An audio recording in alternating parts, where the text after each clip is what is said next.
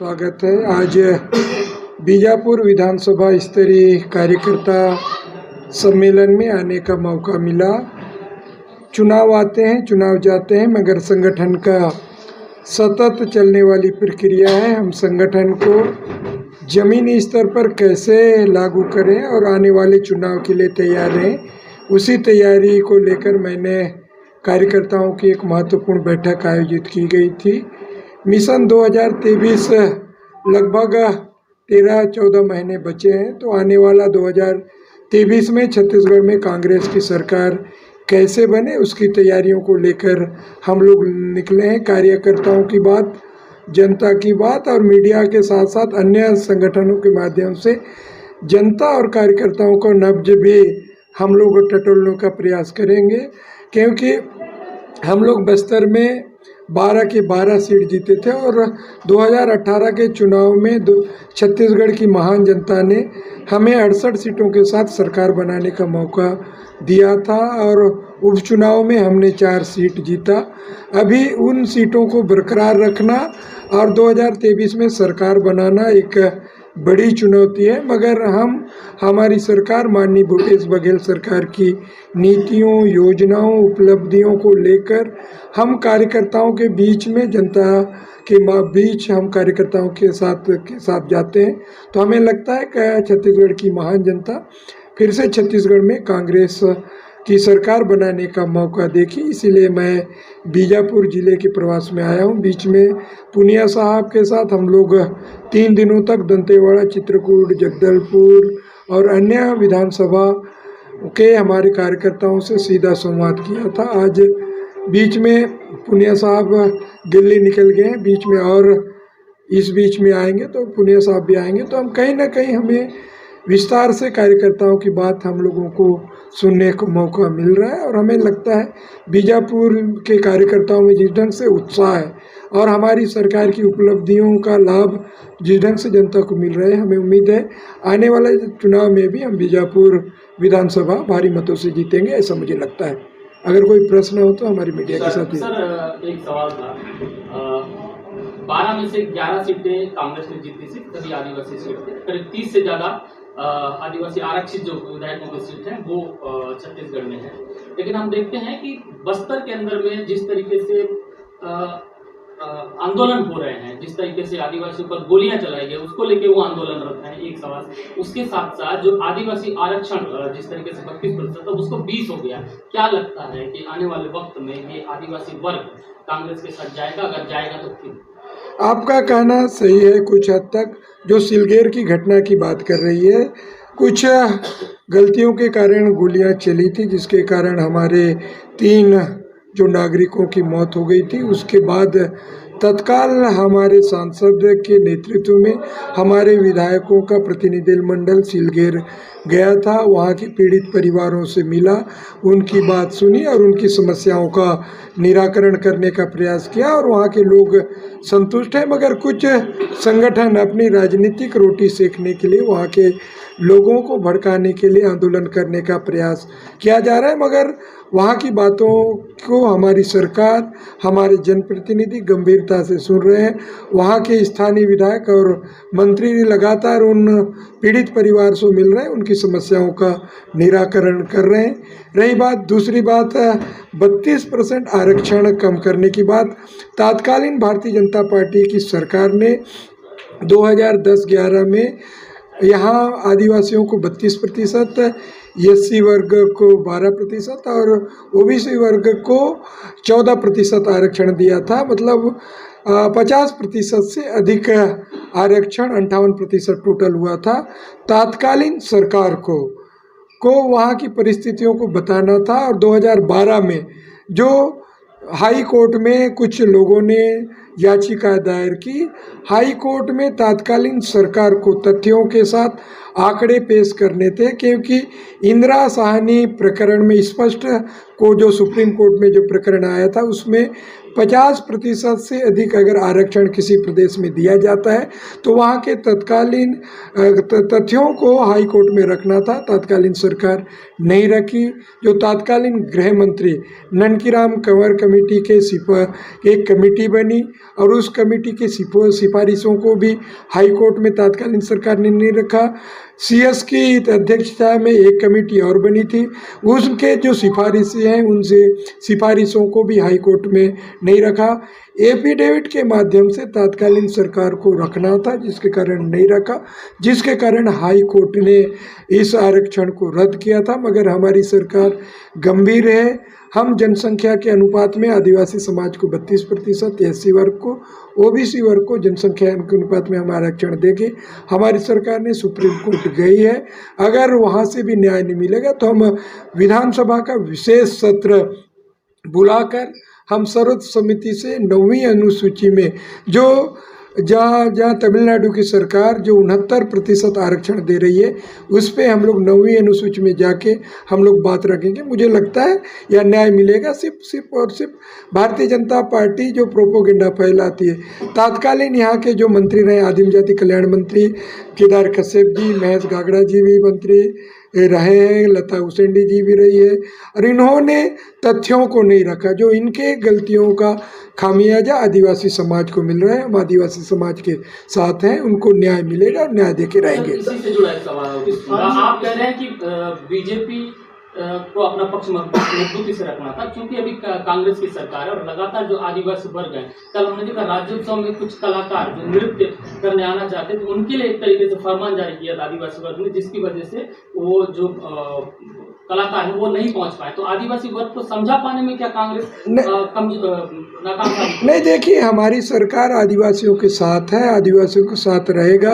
उनके जो अधिकार हैं उन अधिकारों को दे के रहेंगे। भारतीय जनता पार्टी कुछ लोग हैं जो उनको भड़काने का काम कर रहे हैं। उनके बहकावे में कुछ लोग हो सकता आए होंगे, मगर हम, आप देख लीजिए, हमारी सरकार को लगभग 14 महीना में हमारी सरकार आदिवासी समाज और अन्य समाज को हम जनसंख्या के अनुपात में आरक्षण न्याय देंगे और आदिवासियों को उसका लाभ मिलेगा।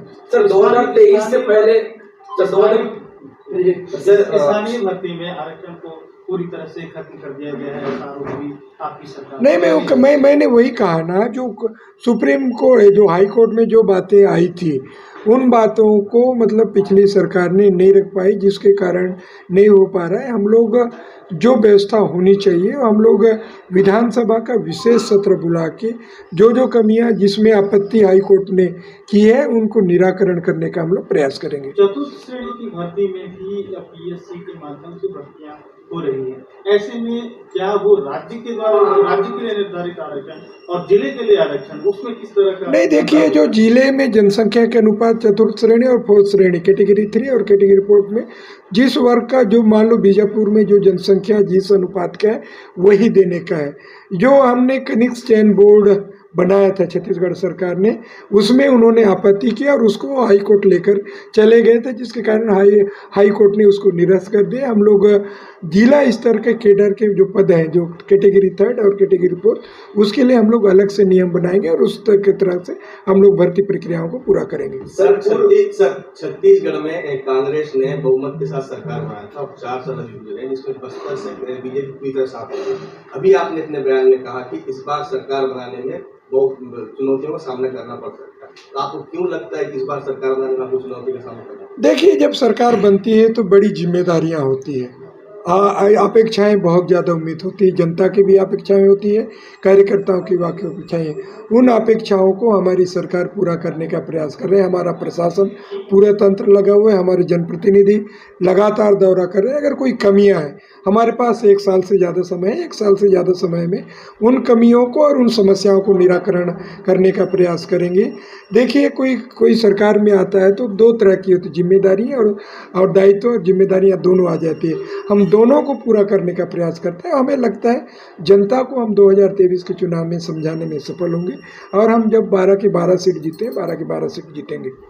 सर, पूर्व मुख्यमंत्री डॉक्टर रमन सिंह ने भूपेश बघेल पर निशाना साधा है, आरोप लगाया है कि जब भी किसी विषय पर चर्चा होती है तो सरकार के जो लोग हैं वो कमेटी या प्रकोष्ठ की बात करती है, जैसे ST/SC आरक्षण की मुद्दे की बात की जाए या फिर पुलिस परिवार के जो मांग है उसमें कमेटी की बात करती है, और शराब जो बंदी है उस पर अध्ययन और कमेटी की बात करती है, और अभी वर्तमान में जो आरक्षण का मुद्दा है वो विशेष प्रकोष्ठ की तरह देखा जा रहा है। इसको आप कैसे देखते हैं, इस पर आपका रुख क्या है? देखिए, हम जब 2018 के चुनाव में गए थे, 36 वादों के साथ छत्तीसगढ़ की महान जनता के पास गए थे, और छत्तीसगढ़ की महान जनता ने हमें ऐतिहासिक जनादेश देकर 68 सीटें जिताने का अवसर दिया था। उसमें हमारी सरकार को लगभग 4 साल हो गए हैं। 4 सालों में लगभग हमने 32 वादे पूरा किए। जैसे आपने शराबबंदी और अन्य मुद्दे की बात की, हम लोग उसमें कमेटियां बनी हैं जो अन्य प्रदेशों में, जहां आपने देखा होगा गुजरात, जहाँ आपने देखा बिहार, जहाँ शराबबंदी है, वहाँ मतलब जहरीली शराब पी के मौत हो रहा है, ऐसी मौत ना हो उसके लिए हमने अध्ययन कमेटी बनाई। उसका अध्ययन करने के बाद रिपोर्ट आएगा, उसमें जो भी सरकार निराकरण करेगी, और अन्य जो हमारे मैनिफेस्टो में बात आई थी उनको भी पूरा करेंगे। रही बात पुलिस परिवार की बात, पुलिस परिवार वो को जो SP और अन्य पदों में थे, हमने जिला स्तर पर पुलिस भर्ती में, रेगुलर भर्ती में हमने जिले के युवक युवतियों को मौका दिया, और हमारे बस्तर जिले के सभी 7 जिलों में हमने रेगुलर पदों में भर्ती किया। उसका लाभ स्थानीय स्तर पर लाभ मिला है, नहीं तो अन्य प्रदेशों से युवक युवतियों को यहाँ नौकरियाँ मिलती थी, मगर उस पर भी हमने रोक लगाई है। तो हमारी सरकार पारदर्शिता के काम कर रही है। अगर कोई कमी आती है तो उस पर कमियों को दूर करने का प्रयास कर रहे हैं। सर, 2023 चुनाव नजदीक है, ऐसे में कब तक आदिवासियों को न्याय मिलेगा, कोई समय बता पाएंगे सर आप? देखिए, समय बताना, हमारी सरकार को 14 महीने हैं। 14 महीने में हम लोग विशेष सत्र जल्दी से जल्दी बुला रहे हैं। हम लोग विशेष सत्र में पास करके हम लोग महामहिम राष्ट्रपति के पास भेजेंगे, और हमने निवेदन करेंगे कि उन 9वीं सूची में उसको शामिल किया जाए, ताकि इनको जनसंख्या के अनुपात में जो 50% से जो आरक्षण जिस भी प्रदेश में दिया जाता है, तो जहाँ तमिलनाडु और अन्य प्रदेशों में दिया गया है, तो 9वीं सूची में रख के उसको दिया गया, तो हम वो पूरा प्रयास करेंगे कि उसका लाभ मिलेगा। आदिवासी लोगों को आपसे बहुत ज़्यादा उम्मीद है सर, कब मुलाकात होगी दर्शन में आपका? देखिए, हम लोग, हमारे प्रतिनिधिमंडल गया था, हमारे सांसद और विधायकों का प्रतिनिधिमंडल गया था, और अगर कोई आता है, चाहे बीजापुर आता है, जगदलपुर जाता है, हम लोग रायपुर जाते हैं, हम तो लगातार मिलते हैं, लगातार दौरा कर रहे हैं। अगर ज़रूरत पड़ी तो हमारे साथी कहेंगे, हमारे सांसद विधायक कहेंगे, तो हम चलने में कोई हमें बुराई। हम तो पीड़ित पहली बार ऐसा हुआ है कि सत्ता पक्ष किसी पीड़ित परिवार के पास जाता है। 15 साल तक भारतीय जनता पार्टी की सरकार रही, कई बेगुनाह लोगों को जेल में ठूसा गया, चाहे पेदा गेलूर हो, चेन्ना गेलूर हो, चाहे मड़का मेढ़के हो, कई ऐसे बेगुनाह आदिवासियों की मौत के घाट में भारतीय जनता पार्टी की सरकार उठा रही थी, मगर भारतीय जनता पार्टी का कोई भी नेता पीड़ित परिवारों से मिलने नहीं गया। मैं पूछना चाहता हूं, भारतीय जनता पार्टी के प्रदेश अध्यक्ष और नेता प्रतिपक्ष बीजापुर आए थे, पीड़ित परिवारों से मिले क्या, उनसे माफ़ी मांगे क्या? अगर 15 साल का अगर उन्होंने जो गुनाह किया था, उन पीड़ित परिवारों से अगर प्रायश्चित करते, उनसे माफ़ी मांगते, तो भारतीय जनता पार्टी को यह सहानुभूति मिलती, यह मिलने वाला नहीं है। हम, अगर हमारी सरकार है, हमारी जवाबदेही, हमारी जिम्मेदारी है, इसीलिए हमारे सांसद विधायक पीड़ित परिवार अगर कुछ गलतियां हुई हो तो हम मिलने जाते हैं, उन समस्याओं का निराकरण करने का प्रयास करते हैं। थैंक यू साथियों। सरकार में मंत्री हैं कवच लखमारी ने हमने ये सवाल लिया था, उनका जवाब दिया था, लेकिन आप संगठन के हैं तो मैं आपसे पूछना चाहूँगा, लगातार जो भाजपा के बड़े नेता हैं, संगठन के लोग हैं, बस्तर आ रहे हैं, बस्तर पे खासा उनका फोकस है। बस्तर में 8 सीटों पे जीतने का वो एक तरीके से दावा कर रहे हैं, जो 3 से 4 सीटें हैं जहां वो मान के चलें उनको ज्यादा मेहनत करना है। आप क्या लगता है, भाजपा के दावे कहां जमीन पर ठहरते हैं? दूसरा, कांग्रेस इस बार बस्तर में कितनी सीटें जीतने जा रही है? देखिए, भारतीय जनता पार्टी बहुत से दावे करते हैं। चाहे हमारी सरकार बनने के बाद बहुत दावे किए थे, हम लोग नगरीय निकाय में चुनाव में जीतेंगे, पंचायत में चुनाव में जीतेंगे, उपचुनाव में जीतेंगे, मगर कोई भी चुनाव नहीं जीता है। आपने देखा, अक्सर कहा जाता है शहरों में भारतीय जनता पार्टी का बहुत ज़्यादा प्रभाव रहता है। हमने उस मिथक को भी तोड़ने का प्रयास किया है। 14 के 14 नगर निगम हमने जीता है। पंचायतों में 27-28 जिला पंचायतों हमने 21 में जीता है। अब पंचायतों में जीता, एक तरफा जीता है। जो 4 उपचुनाव हुए, चारों में हमने जीता है। जो दंतेवाड़ा में बहुत ज़्यादा सहानुभूति होगी बोले, उसको भी हमने जीता है। मरवाही सीट जो जोगी जी का गढ़ था, उस जोगी जी के गढ़ को भी हमने तोड़ा है और ऐतिहासिक वोटों से जीता है। तो भारतीय जनता पार्टी सिर्फ दावे करते हैं। अगर भारतीय जनता पार्टी 15 साल सरकार में रहने के बाद कार्यकर्ताओं को नज़रअंदाज नहीं किया होता, बस्तर को अजायब घर नहीं बनाया होता, आज उसका खामियाजा भारतीय जनता पार्टी को भुगतना पड़ा है। बस्तर की भोली वाली जनता कांग्रेस पर विश्वास किया है, तो हम बस्तर की जनता पे खरा उतरने का हम लोग प्रयास कर सर, रहे एक हैं। आखिरी सवाल, आप भारत जोड़ो यात्रा में शामिल होने जा रहे हैं। मेरा सवाल ये है कि छत्तीसगढ़ की सीमा से लगे तेलंगाना के हैदराबाद को होते हुए वो महाराष्ट्र से जाएंगे, जो छत्तीसगढ़ की सीमा होती है।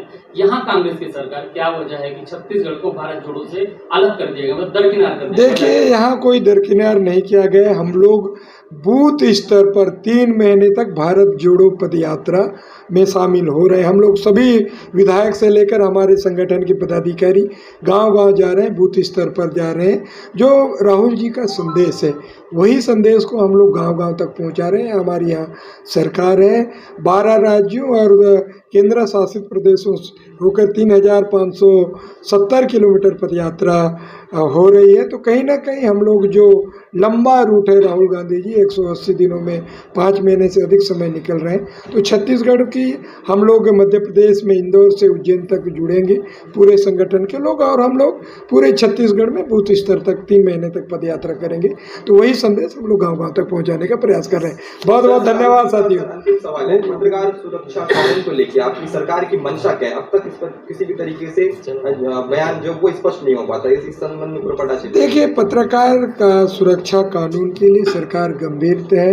हमारे पत्रकार साथियों को जो सुविधाएं मिलना चाहिए उनके लिए सरकार देना शुरू भी कर दी है। विधानसभा में जो पारित होना था उसके लिए भी सरकार कृत संकल्पित है। मैं विश्वास दिलाना चाहता हूँ, पत्रकार कानून हमारे जो खासकर बीजापुर जैसे अंदरूनी क्षेत्रों में हमारे जवान जो लोकतंत्र का चौथा स्तंभ है, आप लोग सरकार के सामने जो बातें हम लोग जहाँ कुछ बातों को नहीं देख पाते, नहीं समझ पाते, हम तक नहीं पहुँच पाती, आपके माध्यम से हम तक पहुँचती है। तो कहीं ना कहीं लोकतंत्र के प्रहरी के रूप में हमारे मीडिया के साथी आप लोग काम करते हैं। आप लोगों के हितों की रक्षा हमारी सरकार करने के लिए कृत संकल्पित है। थैंक यू साथियों।